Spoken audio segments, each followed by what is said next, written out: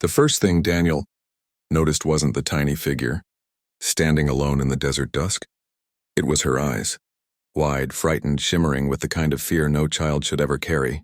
A little Apache girl, no more than 8, standing barefoot near the old canyon trail, clutching a torn satchel like it was the only piece of the world she still trusted. He stopped his truck so fast the gravel screamed. "Hey, are you hurt?" he asked. She didn't answer, just stared, trembling, like she expected the world to hurt her again. And right there, in that frozen moment, Daniel felt something he hadn't felt in a long time. A calling, a responsibility, a human instinct to protect. Before we continue this powerful story, the narrator's voice softens gently. Make sure to like, share, and subscribe to channel name Like, where every story reminds us that kindness still matters. Daniel wrapped his jacket around the girl and gave her water. She whispered her name, Nayeli. Her voice was barely a breath. She said she'd been walking for a long time. Too long. When he asked where her family was, she looked at the sand, like she hoped the ground would answer for her. He took her to the nearest small-town ranger station, stayed by her side while the officers called tribal authorities, and refused to leave even when they told him he could go. Not until she feels safe, he said. When Nayeli clung to his sleeve, everyone understood why he stayed.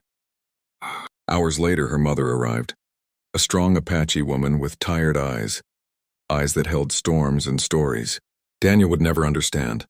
She rushed forward, falling to her knees as she wrapped her daughter in her arms. Relief, sobs, shaking hands. A reunion that felt like witnessing someone's soul return to their body.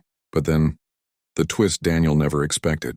Her mother stood up, looked him in the eyes, and said softly, "She ran away. Because of me." Daniel froze. The room did too. The woman inhaled shakily. "My husband died last winter. I've been working 2 jobs. Never home. Never present. She thought I stopped loving her. Thought she was a burden. So she left, hoping she could find a place she wouldn't be a problem." Nayeli hid her face in her mother's skirt. Daniel felt something crack inside him. A heartbreak not for himself, but for a child who thought love had an expiration date. He knelt down, looking into Nayeli's teary eyes. "You aren't a burden," he whispered. "You're a blessing. Your mom loves you more than you know.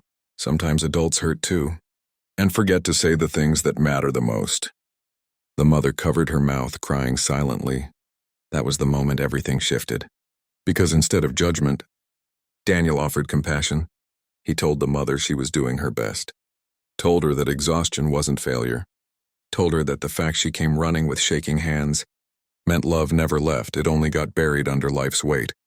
And something about his words, simple, human, real, brought peace back into that small room.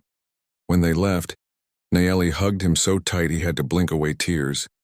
Her mother whispered, "Thank you," for giving her what I was too broken to show. Daniel watched them walk away, hand in hand, hearts stitched back together not by miracles, but by kindness. And as the door closed, he realized something. Sometimes the smallest act of compassion doesn't just change a life. It returns someone to the one they were meant to have all along. In the end, kindness isn't complicated. It's simply choosing to show up, even when someone else's pain isn't yours to carry.